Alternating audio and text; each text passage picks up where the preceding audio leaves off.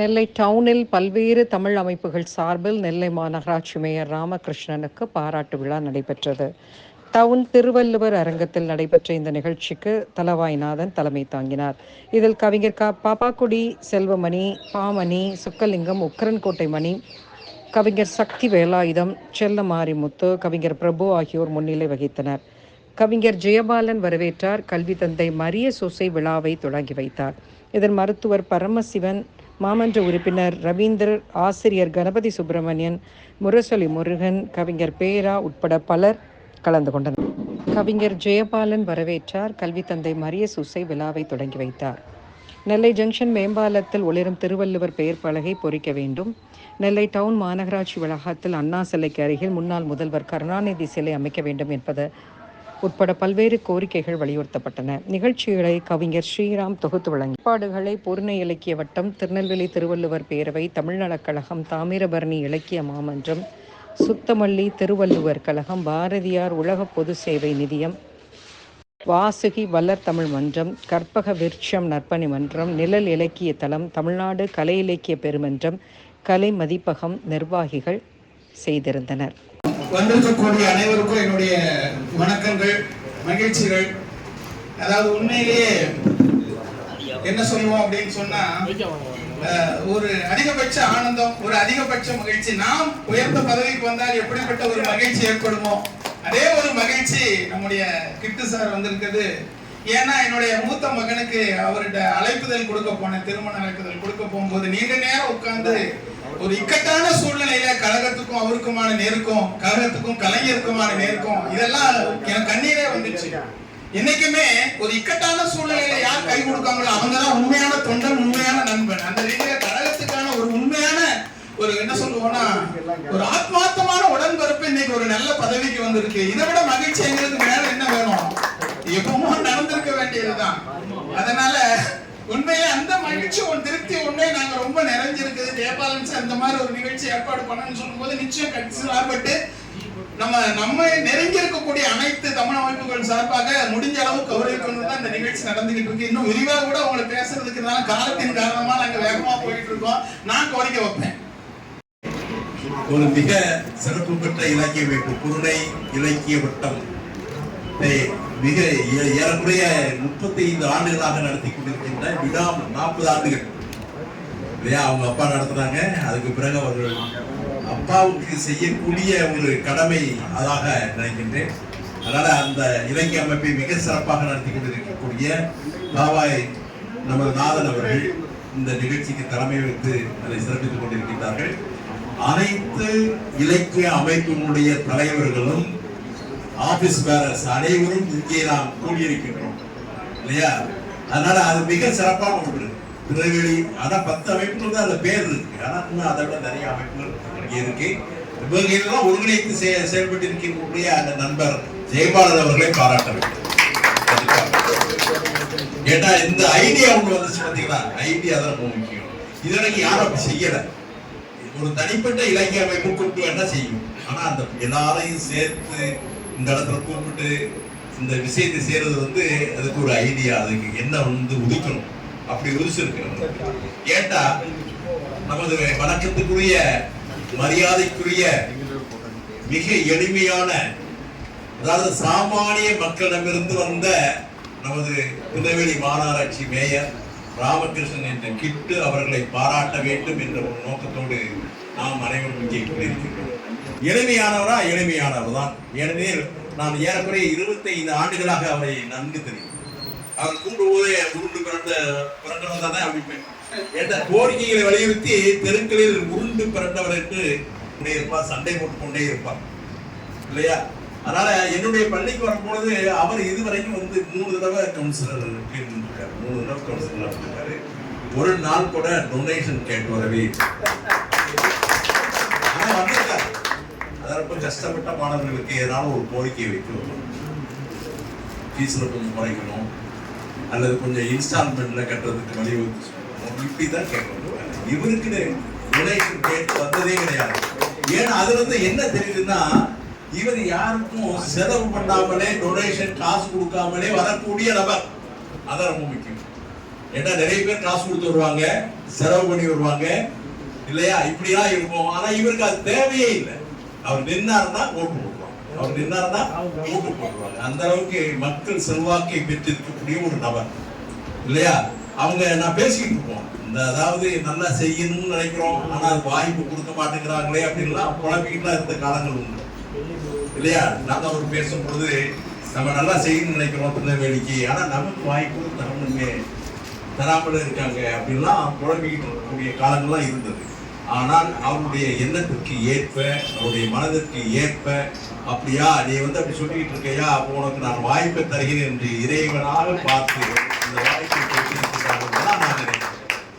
அரசு நிகழ்ச்சினாலும் சரி, பொது நிகழ்ச்சினாலும் சரி, எந்த நிகழ்ச்சியை நான் கலந்து கொண்டாலும் சரி, ஆனால் அந்த இலக்கிய வட்டத்துக்குள்ள வந்ததுக்கு அப்புறம் தான், இந்த இடத்துல காலை வைத்ததுக்கு அப்புறம் அந்த இலக்கிய வட்டத்தை என்னை கொண்டு முதல் விட்டது இந்த மாமன்ற உறுப்பினர்.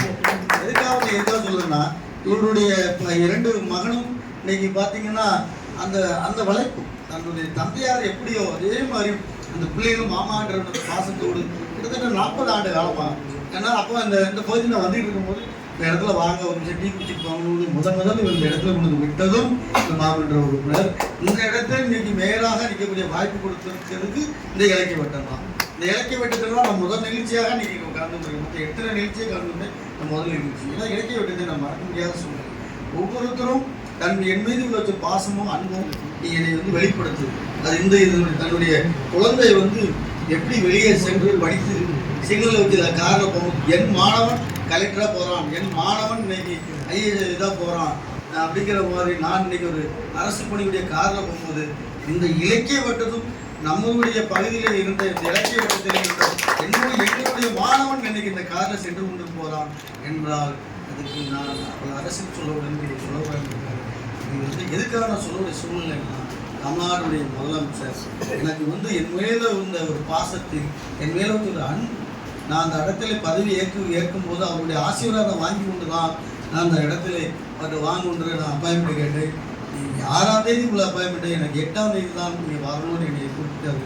எனக்கு 2 நாள் இருக்கும்போது தொலைபேசியும் இங்கே நிறைய பேர் காத்துக்கிட்டு இருக்கக்கூடிய காலங்கள் இருக்கும்போது எனக்கு சங்கடமாக இருந்துச்சு. அப்புறம் நான் அன்னைக்கு தான் 7ஆம் தேதி கலைஞருடைய நினைவு நாள். அந்த நினைவு நாளுக்கு என்னுடைய ஒரே ஒரு நண்பர் சேக்கனியர் கூட பார்த்தீங்கன்னா அந்த ஊர்வலத்திலிருந்து அந்த நினைவு முடிந்து கூட்டம் போகிறது வரைக்கும் ஒரு 7000 பேர் என் கூட நின்று ஃபோட்டோ எடுத்திருப்பாங்க.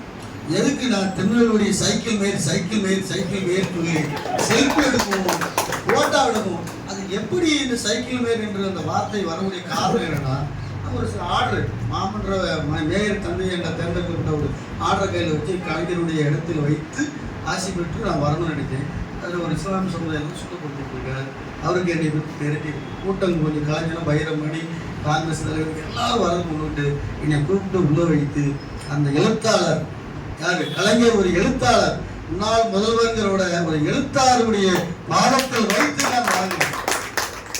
புதிய பெருமை முதல்வருங்கிறது நம்ம சொல்லக்கூடியது ஒரு எழுத்தாளருடைய காதல் பாதத்தில் வைத்து நான் வழங்கி வரையும் போது அனைத்து பத்திரிகை ரிப்போர்ட்டர்களும் என்னை சூழ்ந்து கொண்டார்கள். அதுக்கப்புறம் போட்டோ எடுக்க செல்ஃபி எடுக்க அதை எடுக்க இது கடுமையான அரசு. சரி, அந்த வாய்ப்பு நமக்கு கிடைக்கிது. அனைத்து காங்கிரஸ் கட்சி தலைவர் வைரமணியிலிருந்து எல்லா ஒரு எழுத்தாளர் நம்ம வைரமுத்து அவர்கள் அவரும் ஒரு எழுத்தாளரிடம் நான் அந்த ஆசை பெற்றேன். இப்படி எல்லாம் எழுத்தாளர் என்று சொல்லும் போது அந்த எழுத்தாளருடைய இடத்திலே இந்த சக்தியை இழுத்து கொண்டு விட்டு ஒரு வாழ்த்ததுக்கு எனக்கு இந்த வாய்ப்பு கிடைக்கும். அதுக்கப்புறம் ஒரு துணைவியார், ஒரு முதல்வருடைய துணைவியார் எப்படி எளிமையாக வராங்க பார்த்தீங்கன்னா, எந்த செக்யூரிட்டியும் கிடையாது, எந்த காரும் கிடையாது, சாதாரண ஒரு காரில் இறங்கினாங்க.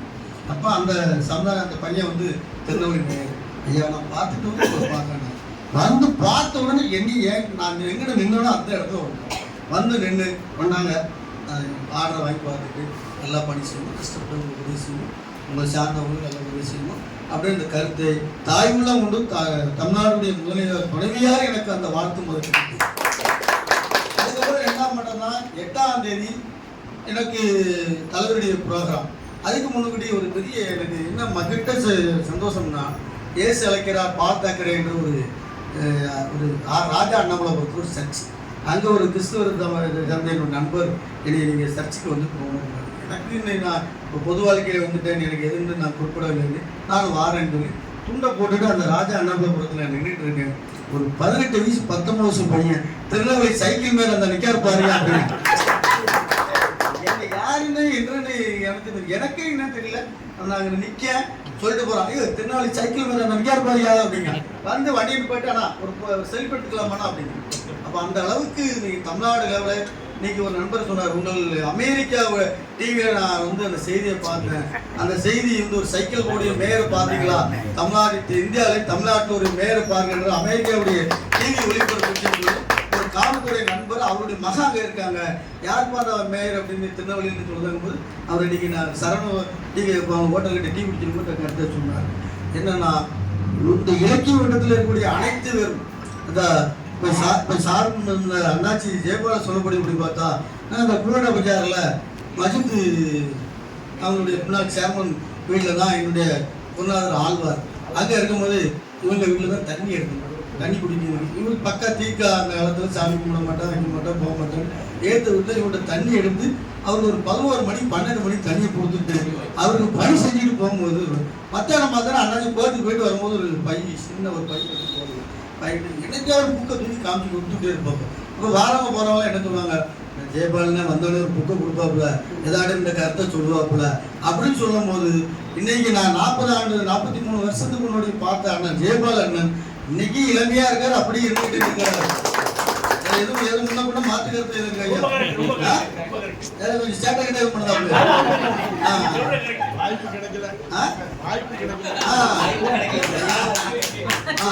அதே மாதிரி ஆமா ஆமா இன்னொரு கருத்து என்னன்னா, நான் ஏற்கனவே போன இலக்கிய வீட்டுக்குள்ள சொன்னேன், அண்ணன் பாப்பா குடி செல்வ என்ன எல்லாருக்கும் இந்த ஆடு வெட்டி சாப்பிட போட்டேன்னு எப்பம்னா கூப்பிடு அப்படின்னு சொன்னேன். அது என்ன அந்த பதில் அழைப்பு வரல, அது நம்ம இப்படி சீக்கிரத்தில் எதிர்பார்த்துட்டு ஏற்கனவே ஏட்டா 2 பேர் சொல்லுவாங்க, நீங்க சைவம் தான் சாப்பிடுவீங்க, ஆடு இதெல்லாம் சாப்பிடக்கூடாது அப்படின்னா. ஆடு சைவம் தானே அப்படின்னு இதை வச்சு ஆடு சைவம், ஆடு புள்ளதானே சாப்பிடுது, சாப்பிடலாம் அப்படின்னா ஆடு சைவம் தான் அப்படின்னா. என்னப்பா இதுக்கு இடத்தாலும் ஒரு பதில் வச்சுக்கிட்டு இருக்கே அப்படின்னாங்க. அதே மாதிரி நீங்க சீக்கிரம் சாப்பாடு தாங்க, உங்களுக்கு சாப்பாடு சாப்பிடலாம். இங்க நிறைய அந்த ஊருக்கு போனா அவருக்கு பெருமை, இவ்வளவு வந்திருக்காங்க. எதுக்கான அந்த இலக்கிய வட்டத்தில் இருக்கக்கூடிய அனைவரும் ஒவ்வொருத்தரும் ஒருவருடைய இதயத்தில் எனக்கு சிறு வயசுல இருந்து அந்த அண்ணாச்சி புத்துணர்வு செல்லப்படைஞ்சு எங்க வீட்டு பக்கத்தில் எல்ஐசி டெவலப்மெண்ட் ஆஃபீஸர் நாராயணன் ஒருத்தர், என்னுடைய சகோதரன் எல்ஐசி ஏஜென்ட். அண்ணாச்சி ஒரு போர்க்க குணம் உண்டு எப்படின்னா, இந்திய காலத்தில் நான் ஜெயிக்கணும் தோக்கணும், நான் அந்த இடத்துல எலெக்ஷன் அப்படின்னு ஒரு ஆளுங்களை தேடி உண்டு. அந்த எலெக்ஷன்ல நின்று எவ்வளவு ஓட்டு நமக்கு கிடைக்கும் பார்ப்போம், வெற்றி தோல்வி என்பது அப்படி ஒரு எண்ணத்தில். அதே மாதிரி அன்னைக்கு இவங்க வீட்டில் அறநகரியிலே வீட்டு பக்கத்தில் ஒரு தாத்தா இருந்தார். அவர் தலைகளே இந்த ஒரு மாதிரி 20 நிமிஷம் பாரு வாங்கின இந்த இலக்கிய வீட்டத்தில் இவங்க வீட்டுக்கும் அந்த இடத்துல இருந்து வாரம் ஞாயிற்றுக்கிழமை அன்னைக்கு அங்கே சென்றக்கூடிய வாய்ப்பு எனக்கு நிறைய மக்கள் கிடைக்குது.